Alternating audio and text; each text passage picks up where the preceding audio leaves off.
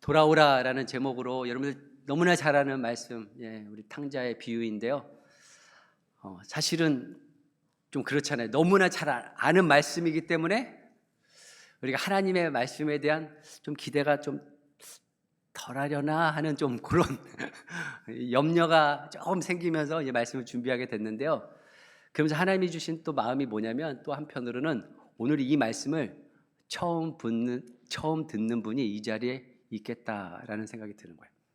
동시에 이 말씀이 결국 또 우리가 많이 들었지만 우리가 이 말씀대로 살고 있는가, 우리 자신을 또 점검해야겠다라는 생각이 들면서 말씀을 이렇게 준비하게 됐습니다. 우리 주위를 보면 하나님께서 우리를 사랑하신다는 것을 머릿속으로는 알지만 가슴에 와 닿지 않고 믿어지지 않는 분들이 있습니다. 그런데 제가 바라기는 오늘 이 탕자의 비유의 말씀을 통해서 하나님의 사랑이 얼마나 큰지, 위대한지, 그리고 그 사랑이 얼마나 소중한지를 느끼시는 저와 여러분들이 되길 예수 그리스도의 이름으로 축원합니다. 우리 팀 켈러 목사님이 이 탕자의 비유, 이 이야기에 대해서 어떻게 비유를 하시냐면, 이 탕자의 비유는 기독교 신앙의 기초와 같은 입문서다. 뭐라고요? 기독교 신앙의 기초와 같은 입문서가 바로 탕자의 비유라는 거예요. 그러니까 기독교 신앙의 가장 근본적인 중심이 바로 탕자의 비유라는 겁니다. 탕자의 비유를 여러분들이 잘 알고 믿으면 그 믿음이 결국 저와 여러분들 구원하는 믿음이 될 수 있다라는 그런 말씀인 거죠. 그만큼 어떻게 보면 가장 기독교에서 기본 진리이고, 또한 이 탕자의 비유를 통해서 우리를 구원하는 능력의 말씀이다라는 겁니다. 예수님께서 말씀하신 이 탕자의 비유는 누구나 다 한 번쯤 들어봤을 거예요. 우리가 수련회를 가서도요, 수련회 가서 이렇게 그 성극하잖아요, 성극. 그래서 제비 뽑아가지고 성극을 하는데, 그때 주로 뽑는 게 또 이걸 원하는 게 뭐냐면 이 탕자의 비유예요. 이게 그 좀 연극을 하기에 좀 재밌기도 하고, 또 준비하기가 조금 뭐랄까 이렇게 쉽다 그럴까요? 내용을 잘 아니까. 그렇게 너무나 잘 아는 말씀입니다. 이 비유는 한 아버지와 두 아들 간의 이야기입니다.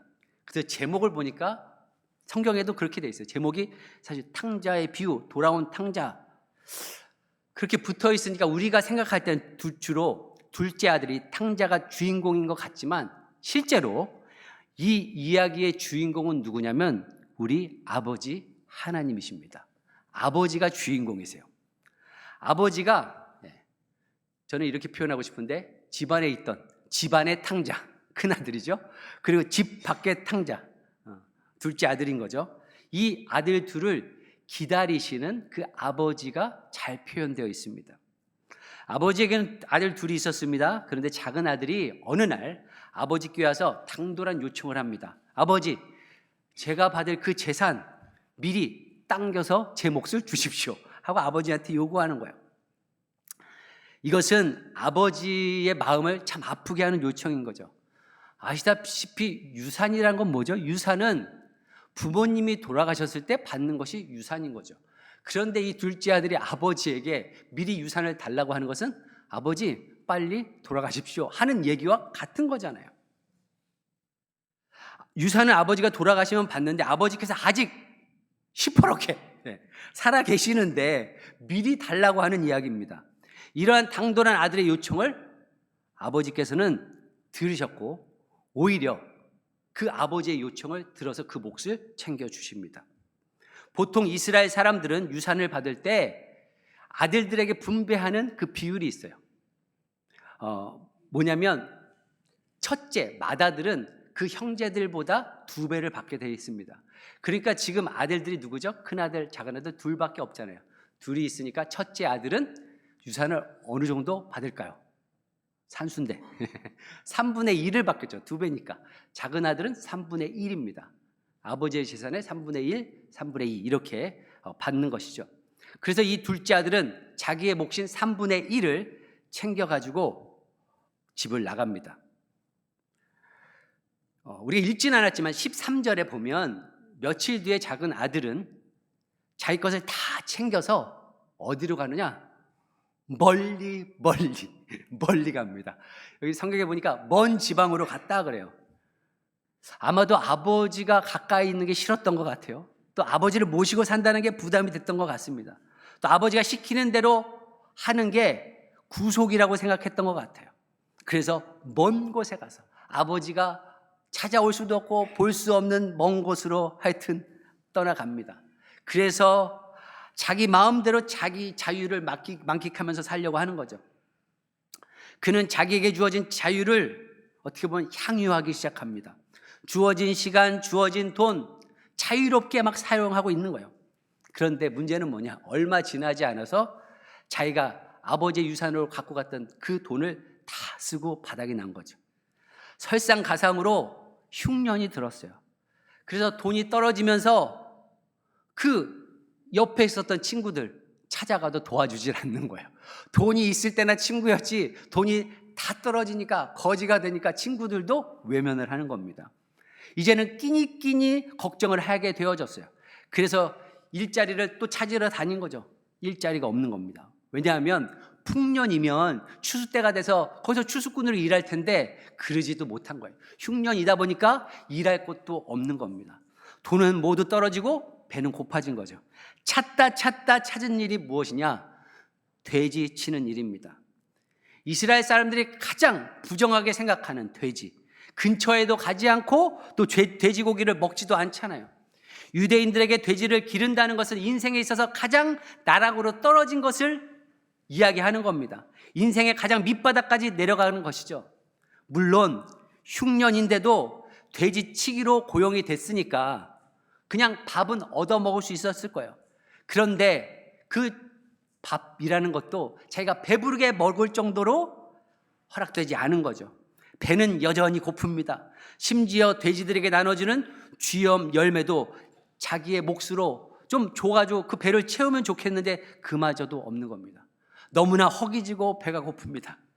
그러다가 17절에 보니까 이렇게 해요. 그제서야 이제 자기가 먹을 것도 없고 완전히 거짓 신세가 됐을 때 그제서야 그는 제정신이 들었다고 하는 겁니다. 내가 지금 뭐 하고 있는 거죠? 아니 우리 집에서는 하인들도 종들도 아니 밥을 먹으면서 배가 고픈 적이 없는데 내가 지금 뭐 하고 있느냐 하는 생각이 든 거죠. 굶어 죽기 직전에 지금 내가 뭘 하고 있는지 내 자신을 살펴보기 시작하는 겁니다. 그리고는 자기 멋대로 살아보기 위해서 아버지에게 자기 몫을 미리 달라고 그리고 집을 뛰쳐나와서 아버지의 마음을 상하게 했던 것이 떠오르는 거죠. 뿐만 아니라 하나님 아버지의 마음을 상하게 한 것도 떠오르기 시작하는 겁니다. 내가 얼마나 큰 죄인인지를 깨닫기 시작한 거죠. 제 정신이 들어온 거예요. 그럼에도 불구하고 자신의 자유를 떨치고 다시 돌아갈 수 없습니다. 왜냐? 자기가 가진 그런 수치심, 부끄러움. 이 거짓골로 다시 집으로 돌아간다면 다른 사람들이 어떻게, 또 아버지가 어떻게 나를 받아들일까 하는 두려움 때문에 이러지도 못하고 저러지도 못합니다. 재산은 이미 다 탕진했고 지금 무슨 얼굴로 돌아가서 아버지의 얼굴을 볼 수 있겠습니까?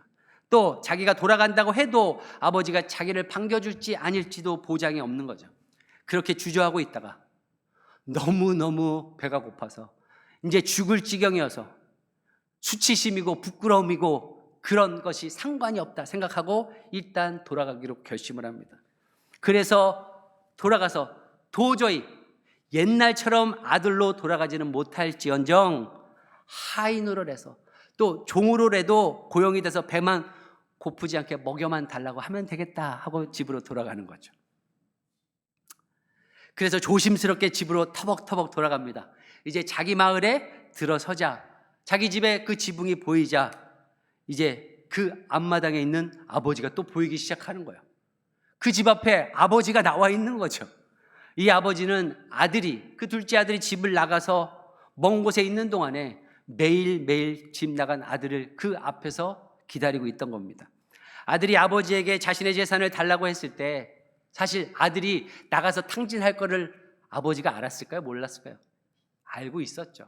알고 있었지만 그 재산을 달라고 한 겁니다. 왜? 이미 허파에 바람이 들어갔으니까. 아무리 얘기를 해도 이 둘째 아들은 말을 들을 것이 아닐 거라고 생각을 했기 때문에. 맨날 집안에 있으면 불평하고 불만만 할 거를 알았기 때문에 미리 그 몫을 줘서 내보낸 겁니다.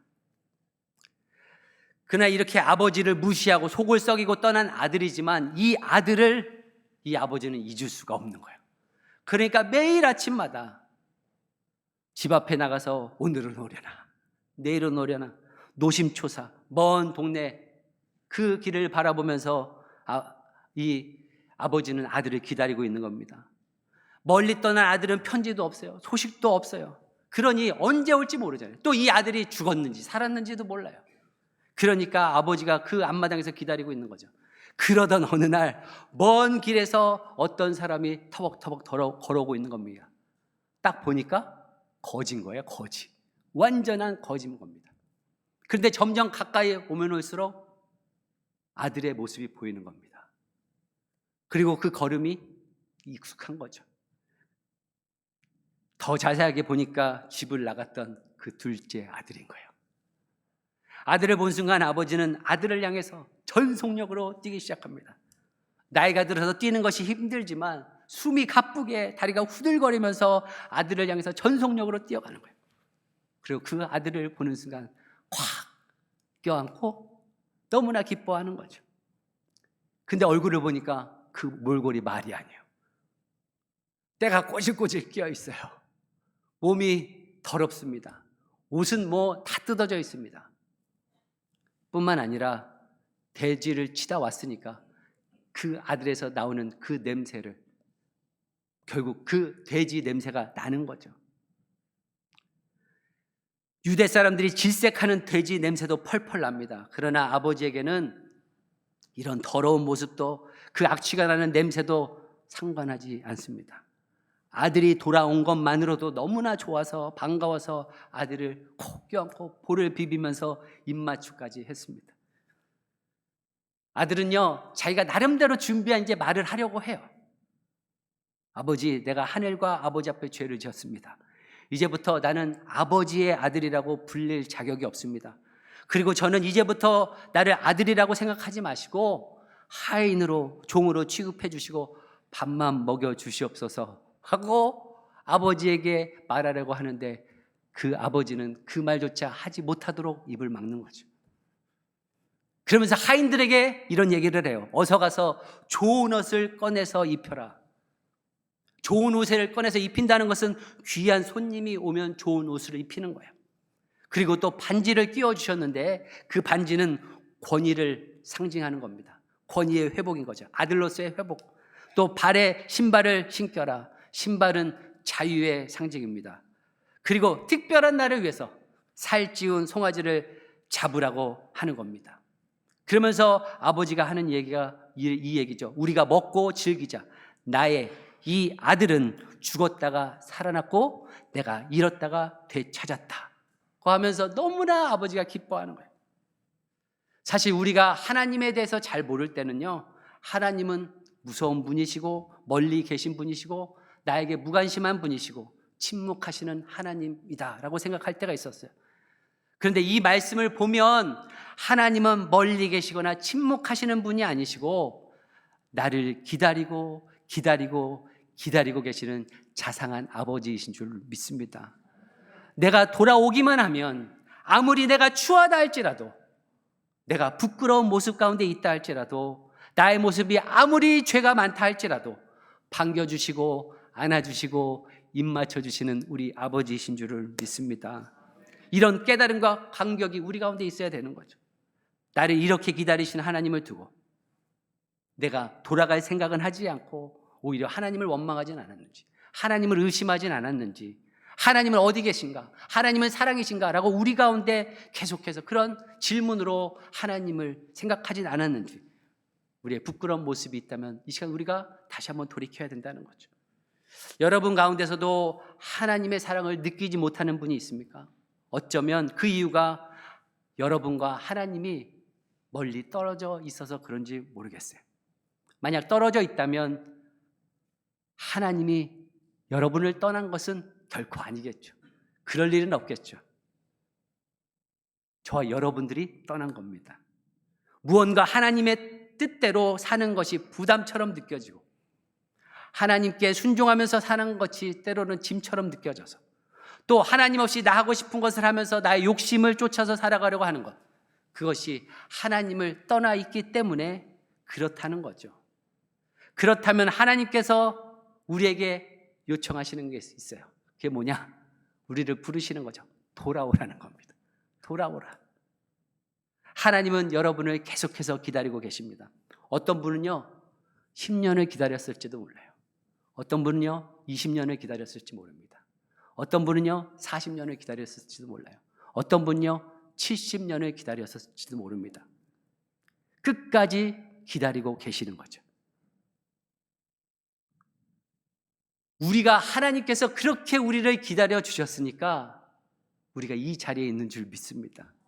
그런데 그렇게 돌아올 때마다 하나님은 우리를 반겨주시고 안겨주시고 입맞춰주시고 아들로서의 그 모든 특권을 회복시켜 주시는 줄 믿습니다. 어떤 분들은 이렇게 얘기할 수 있어요. 하나님 앞에 돌아오는 게 너무 힘듭니다. 난 너무 죄가 많이 있기 때문에 하나님 앞에 돌아오는 게 너무 염치가 없습니다. 그런 염려하시기 바랍니다. 왜요? 오늘 둘째 아들을 보면서 알 수 있잖아요. 돌아온 탕자를 통해서 알 수 있듯이 그냥 돌아오기만 하면 됩니다. 하나님께서는 절대 우리를 포기하지 않으시고 기다려 주셨습니다. 그래서 우리가 이 자리에 있는 거죠. 누가복음 15장에는 아들 둘이 등장합니다. 여기 돌아가야 될 사람이 또 한 명 있어요. 둘째 아들만이 아니라 큰 아들도 돌아와야 되는 겁니다. 큰 아들은 어느 날 밭에 가서 일을 하다가 집으로 돌아오는데 막 집안에서 고기 굽는 냄새가 막 나는 거예요. 음악 소리도 나는 겁니다. 웃음소리도 나요. 잔치가 벌어졌어요. 왜 그런지 하인한테 물어봤더니 하인이 이렇게 대답합니다. 재산을 다 챙겨서 떠났던 당신의 동생이 재산을 다 날리고 돌아왔어요. 그런데도 아버지가 이 둘째 아들이 죽지 않고 돌아왔다고 너무 기뻐서 지금 잔치를 베풀어 주고 있어요. 이 얘기를 하는 거죠. 그 얘기를 듣는 이 큰아들, 피가 거꾸로 솟는 거죠. 아주 열이 받아서 도저히 못 견디는 겁니다.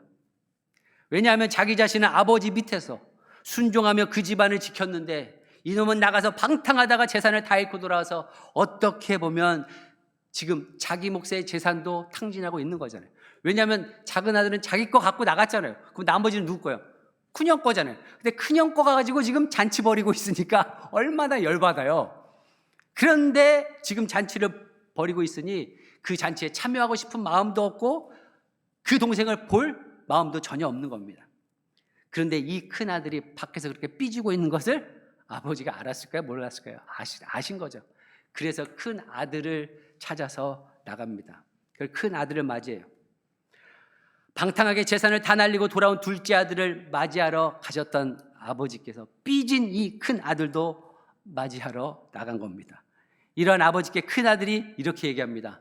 아버지, 나는 노예처럼 여러 해 동안 아버지를 섬기면서 어떤 일에도 순종했지만 한 번도 나를 위해서 송아지는커녕 뭐 살찐 송아지는커녕 염소 한 마리 잡지도 않았는데 이 나쁜 놈한테, 이 나쁜 동생한테 왜 이렇게 잔치를 벌이냐고 투덜투덜 거리는 거죠. 폭언을 합니다.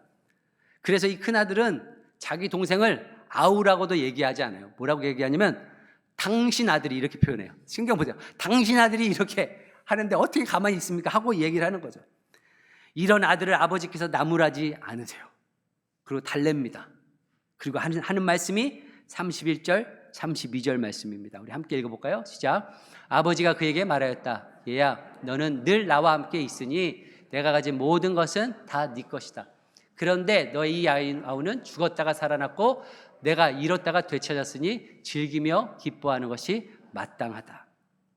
사실 따지고 보면 첫째 아들도 몸은 아버지와 같이 살고 있었지만 아버지를 떠난 아들입니다. 마음이 떠났어요. 아버지 밑에서 같이 살면서 일은 하지만 항상 아버지의 일을 해야 된다는 거에서 불만이 가득 차 있었던 거지. 그렇게 아버지 밑에서 산다는 거에 대해서 자기가 이만큼 노예처럼 일을 하는데 알아주지 않는 아버지에 대한 원망이 가득했던 겁니다. 큰아들, 이 아들은 몸은 함께 살고는 있었으나 아버지를 떠난 자였다는 거죠. 그의 표현을 보면 알 수 있는 거예요. 어쩌면 그 마음속에는 자기 동생 같은 배짱이 없어서 밖에 나가지 못해서 그 동생을 부러워했는지도 몰라요. 나도 내 몫을 챙겨서 나가고 싶다. 근데 하지 못하니까 그냥 너무 자기가 그거에 대한 불만을 갖고 살았는지도 모릅니다. 그래서 오히려 동생을 부러워했는지를 몰라요. 그게 쌓이고 쌓이다 보니까 이제 폭발을 한 거죠. 우리 가운데도 사실은 이렇게 하나님께 매주 예배하고 하나님을 믿는다고 하고 하나님께 예배한다고 하지만 하나님을 떠난 분이 있는지도 모르겠어요. 오랫동안 우리가 종교 생활은 했을지 모르지만 하나님 앞에서 하나님과의 관계를 더 사모하는 신앙생활은 하지 않는지도 모릅니다. 어릴 때부터 교회를 다녀서 교회에 안 가는 것이 오히려 불편한지도 몰라요. 헌금도 합니다. 자기에게 손아가 가지 않을 만큼만 봉사를 합니다. 그러나 그 마음속에는 항상 신앙생활은 부담을 갖고 있는 분들이 있다는 거죠. 저도 그랬어요. 하나님이 항상 좀 부담이었던 그런 시절이 있었던 거죠. 항상 하나님은 무언가를 요구하시고 무언가를 하라고 하시는 것 같은, 그래서 하나님에 대해서 생각할 때마다 원망과 부담이 있는 분들이 있을지 모릅니다. 그래서 대놓고 남처럼 죄를 짓는 상황은 못 되지만 은근히 세상에서 죄를 짓는 그 세상 사람들을 보면서 부러워하고 있는지도 몰라요. 우리가 왜 그렇게 세상 사람들을 부러워하는가? 우리가 하나님에 대해서, 그 하나님의 사랑에 대해서, 그분이 어떤 분이신지를 알 때에는 결국 그분 안에서 주시는 사랑 안에서 진정한 행복과 하나님께 대한 감사와 그분에 대한 그 사랑을 느끼는 줄 믿습니다. 큰아들은 아버지의 가진 것이 다 자기의 소유라는 것을 알고 얼마든지 쓸 수 있는데도 불구하고 불평하고 불만을 가지고 있었습니다. 하나님의 자녀가 된 우리들에게도 사실 하나님이 주신 특권이 있죠. 우리가 부족하고 우리가 연약할 때, 또 우리가 필요한 것이 있을 때 하나님께 구할 수 있는 방법, 기도의 특권을 주셨잖아요. 근데 그 기도의 특권을 사용하지 않으면서 하나님에 대해서 불만을 갖고 하나님에 대해서 믿지 않는다면 그것은 하나님께서 원하시는 삶이 아닌 거죠. 세상 사람들이 주는 행복, 그것이 정말 행복일까요? 세상 가운데 정말 하나님을 모르는 사람 가운데 그 사람들의 삶을 보면 임종이 되면 알 수 있어요. 그 임종 가운데서 그들이 인생을 돌아보면서 내가 참 잘 살았다, 보람 있게 살았다 하고 그렇게 고백하면서 임종을 하시는 분이 과연 몇일까? 거의 없을 것 같아요. 여러분 탤런트 차인표 씨 아시잖아요. 차인표 씨. 부인이 이름이 뭐죠? 신혜라죠. 신혜라죠. 그 신혜라 씨가 유튜브에서 이렇게 프로그램을 하더라고요. 근데 거기에 초대 손님을 자기 남편인 차인표 씨를 부른 거예요. 그래서 이렇게 서로 인터뷰하면서 이야기하는 그거를 봤는데, 저는 몰랐는데 차인표 씨가 물론 그 가정이 예수를 믿는 가정이죠. 근데 공황장애가 생겼다고 합니다. 차인표 씨가. 그래서 어느 날 비행기를 딱 탔는데 갑자기, 저는 그 공황장애를 잘 모르지만 이게 막 물이 차오르는 것 같은 그런 막 답답함이 있는 거예요. 그래서 숨이 차오르는데 자기가 느끼기 그냥 가슴 정도 차오다가, 그리고 보통 어떻게 되죠? 없어져야 되잖아요. 그게 없어지지 않는 거예요. 그래서 더 차오르는 거죠. 그러면서 목까지 차오르는 그 느낌이 있던 겁니다. 그래서 이분이 생각하기에 이렇게 해서 죽는구나 하는 거를 다 느꼈다는 거예요. 그러니까 공포감이 딱 오는 거죠. 그러면서 이분이 하시는 말씀이 뭐냐면, 차인표 씨가 그 순간에 정말 어떻게 보면 죽음의 앞에 문턱까지 갔겠다 하는 그런 느낌이 들 때 생각이 드는 게 뭐냐면, 가장 그렇게 사랑하는 아내인 신혜라 씨도, 그 사랑하는 자녀들도 나를 아무도 도와줄 수 없구나 하는 걸 딱 느꼈다는 거예요. 그렇죠. 자기가 지금 죽을 지경에 누가 도와줄 수 있겠어요? 그 심정을 누가 알겠습니까?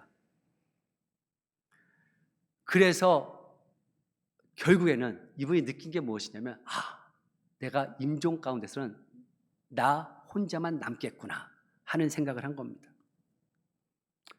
가장 사랑하는 누구도 도움이 안 되고 누구도 나와 상관이 없어지면서 죽음 앞에서는 절대 혼자라는 것을 직면하게 된 거죠. 결국 죽음 앞에서는 하나님밖에 없는 거죠. 하나님과 나와 1대1의 관계인 겁니다. 그 관계 가운데서 아버지를 만나는 시간이 바로 임종의 시간인 거죠. 이 탕자의 이 비유는요, 예수님께서 직접 하신 비유입니다. 그러나 이것이 단순한 이야기가 아니고 정말 하나님께서 나를 기다리시는 나의 아버지시라는 것을 보여주기 위해서 예수님께서 직접 말씀하신 겁니다. 하나님께서는 예수님을 세상에 보내주셨습니다. 이 아들들의 아버지는 아들이 돌아오기를 기다렸지만 우리 하나님 아버지는 우리를 부르고 만나기 위해서 직접 아들을 보내셔서 우리에게 찾아와 주셨다는 거죠. 우리 하나님 아버지는 기다려도 하나님의 자녀들이 돌아오지 않으니까 직접 이 땅에 오신 겁니다. 그래서 예수님께서 세상에 오셨습니다. 그분은 가장 호화로운 곳에서 태어날 수 있는 충분한 위치에 있는데도 불구하고 인간의 몸을 입고 마국간에서 태어났습니다. 가장 가난하고 가장 천하고 가장 낮은 곳으로 저와 여러분들을 부르시고 만나기 위해서 우리에게 오셨다는 사실인 거죠. 그래서 하나님께서 우리에 대한 사랑하심을 보여주기 위해서 어떻게 했느냐? 하나밖에 없는 그 독생자 예수를 이 땅 가운데 보내주신 겁니다. 그리고 우리의 모든 죄, 인류의 죄를 십자가에 지시고 그분이 십자가에 달려서 돌아가신 거죠. 우리의 모든 죄를 담당하시고 돌아가신 겁니다. 그래서 하나님께서 우리를 향하신 하나님의 사랑은 그 아들을 희생시킬 정도의 사랑임을 보여주신 거죠.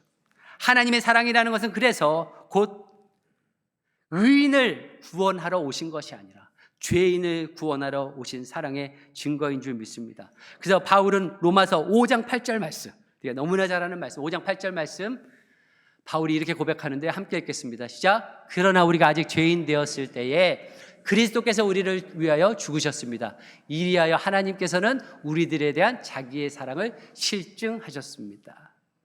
개역개정에서는 우리에 대한 하나님의 사랑을 확증하셨다 표현을 하죠. 그래서 하나님의 사랑은 이론이 아닙니다. 말로만 하는 사랑이 아닙니다. 직접 자신을 죽이기까지 희생하셨던 그 사랑인 거죠. 인간으로 태어난 예수님의 하나님의 사랑의 표현인 겁니다. 십자가에 달리신 예수님의 모습이 바로 하나님의 사랑의 표현인 거죠. 이분이 왜 아들을 보내시고 왜 아들을 희생시켰는가? 우리가 돌아오기를 바라셨기 때문에 아들을 희생시킨 거죠. 우리가 내 계획대로, 내 욕망대로, 내 뜻대로 사는 것이 행복이 아닙니다. 우리 하나님과 함께 사는 것만이 참 행복이고 우리가 집 밖에서는 참 행복을 찾을 수 없는 거죠. 내가 하고 싶은 대로 하다가 가진 재산을 다 날린, 문자 그대로 둘째 아들처럼 재산을 다 날렸다 할지라도 하나님께 돌아오셨다면 그것은 축복입니다. 재산을 잃으면 잃을 수 있잖아요. 하지만 그 대신에 하나님을 만난다면 그것만큼 복이 어디 있습니까? 우리가 정신적으로 빈곤 가운데 있다면 그 가운데서 세상의 것이 어떤 것도 만족하지 못한다면 그 부족함을 채우시는 아버지께 돌아오면 됩니다. 내가 사랑하는 사람을 만나거나 세상에서 성공하거나 높은 자리를 차지해서 사람에게 존경을 받는 위치에 있으면 혹시 이것이 나에게 해결될 것이라고 하는 그런 마음이 있다면 결코 세상의 것으로는 채워지지 못하는 그것 때문에 더 갈급하고 더 갈증이 날 겁니다. 그래서 우리가 아버지께로 돌아가는 겁니다. 그래서 아버지께서 채워주시는 그 은혜를 경험하는 거죠. 그럼 내가 어떻게 돌아오느냐? 우리가 뭘 준비할 게 있는 게 아니에요. 아버지께 돌아오는 것은 그냥 돌아가시면 됩니다. 우리들 이 상태로 돌아가시면 돼요. 둘째 아들이 아버지께 돌아갈 때 잃어버린 돈 어떻게든 조금 더 끌고 모아가지고 아버지께 돌아갈까? 그러지도 않았고요. 아니면 그 거짓골 된 거 어디 목욕탕 가서 목욕하고 깨끗하게 돌아갈까? 그렇게 돌아가지 않았습니다. 그냥 있는 모습 그대로 아버지께 돌아간 거죠. 탕자는 자기의 있는 모습 그대로 아버지께 돌아왔습니다. 물론 예수님을 영접하지 않은 분이 이 자리에 있다면 예수님을 영접하시기 바랍니다. 예수님을 영접함으로 정말 하나님이 나의 아버지가 되셔야 되는 거죠. 물론 또 하나님을 아버지로 우리가 영접해서 예수님을 영접했지만 하나님을 떠난 분들도 있잖아요. 그런 분들은 돌아오셔야 되는 거죠. 또 주님의 뜻대로 사는 것이 짐이 돼서 주님의 뜻대로 사는 것이 부담스럽게 느껴져서 아버지를 떠나 있다면 그분들도 돌아와야 되는 거죠. 그러면 돌아오기만 하면 우리 하나님 아버지는 그 하나님의 그 넓은 품 안에 그 사랑 안에서 우리를 다시 품어주고 우리의 행복의 길로 다시 인도해 주실 것을 믿습니다. 우리 팀 켈러 목사님의 책이 제목이 뭐냐면요, 탕부 하나님입니다. 탕부 하나님. 탕자 아들이 아니라요, 탕부 하나님이에요. 근데 이 탕자로 번역된 그 문구, 영어로 하면 탕자가 뭐냐면요, prodigal son이에요. prodigal son. 근데 prodigal이라는 이 단어는 뭐 제멋대로 군다 이런 뜻이 있지만 웹스터 그 사전에 보니까 이렇게 그 prodigal이란 뜻을 표현을 해요. 무모할 정도로 씀씀이가 해프다. 무모할 정도로 씀씀이가 해프다. 이게 바로 prodigal 이런 뜻이에요. 즉 하나도 남김없이 다 쓴다라는 의미인 거죠. 그래서 탕부라는 건 뭐죠? 하나님께서 무모할 정도로 아버지 하나님이 다 우리를 위해서 다 내버리신다는 뜻인 겁니다. 그래서 이 책에 보니까 이렇게 표현을 해요. 그러므로 이 단어는 prodigal, 그 단어를 얘기하는 거예요. 비유 속의 둘째 아들만이 아니라 아버지를 수식하는 말로도 어울린다. 아버지가 아들의 죄를 따지거나 그에게 죄의 책임을 돌리거나 응보를 요구하지 않기 때문이다. 맏아들은 이런 반응을 못마땅해 했고 10중 8구 그 지역 사회에서도 그랬을 것이다. 예수님이 우리에게 보여주는 하나님은 어떤 하나님이냐? 앞뒤 재지 않고 아낌없이 내주시는 분이다. 그런 의미에서 그분은 자녀인 우리에게 그야말로 탕부이시다. 하나님 아버지는요, 앞뒤 가리지 않고 저와 여러분들에게 무모할 정도로, 이해가 되지 않을 정도로 사랑을 베푸시는 하나님이신 줄 믿습니다. 그 하나님께 돌아오라는 거예요.